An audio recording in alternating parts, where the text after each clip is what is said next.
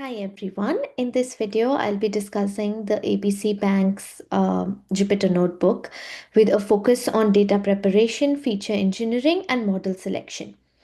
The business problem we're addressing is credit card approval prediction, where the goal is to classify whether an applicant should be approved or rejected based on demographic and financial attributes. This is a binary classification problem and is highly relevant in real world banking applications as it directly impacts the credit risk management, customer experience, and regulatory compliance. So I'll start with the data preprocessing workflow, which lays the foundation of all downstream modeling.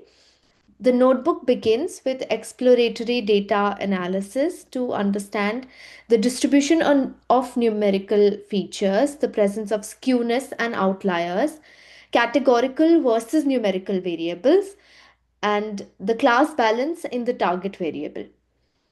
This step is critical because it informs the choice of transformations and models.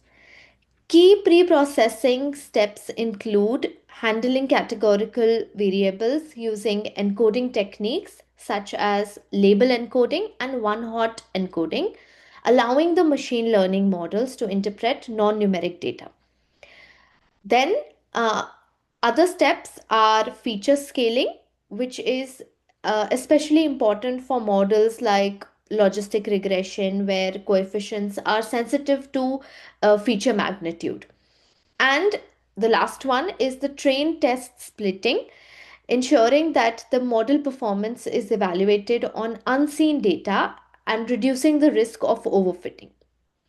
Overall, these pre-processing steps ensure that the data is clean, structured, and model ready. Feature engineering plays a major role in improving predictive performance. In this notebook, feature engineering includes encoding categorical variables in multiple ways and comparing results, applying principal component analysis to reduce dimensionality, and removing redundancy and multicollinearity between highly correlated features. PCA in particular helps by transforming the original features into a small set of uncorrelated principal components that preserve most of the variance. This is an especially useful this is especially useful when dealing with many correlated financial indicators as it improves computational efficiency and model stability. However, there is a trade-off. PCA reduces interpretability, which is important in regulated industries like banking. So while PCA may improve performance, it must be balanced against explainability requirements as well. Then the notebook evaluates several models, each with very different strengths.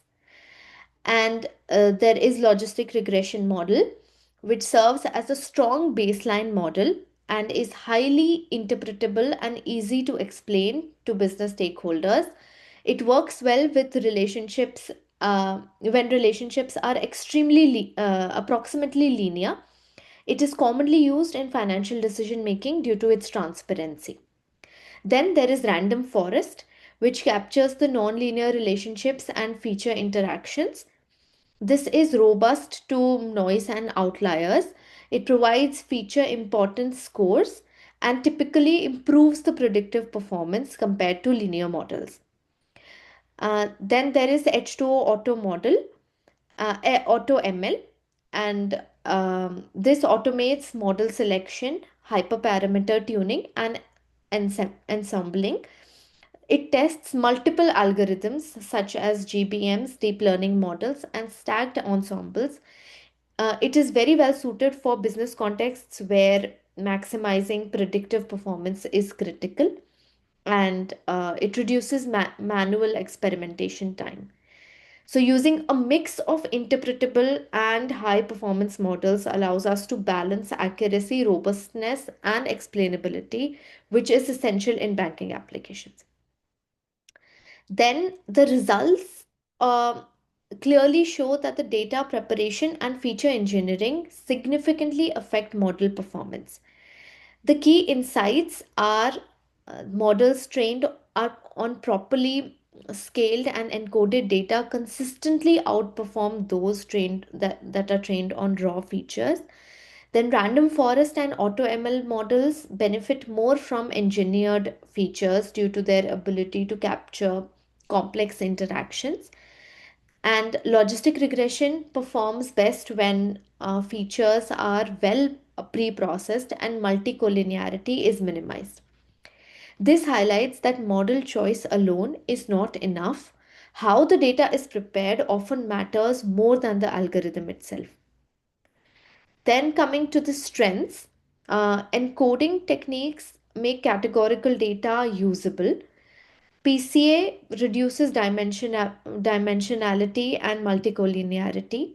AutoML explores a wide model space efficiently, and random forest handles non-linearities without heavy pre-processing. But there are certain limitations as well. PCA reduces interpretability. Label encoding may introduce unintended ordinal relationships. One hot encoding can increase dimensionality, and the AutoML models may be harder to explain and go on.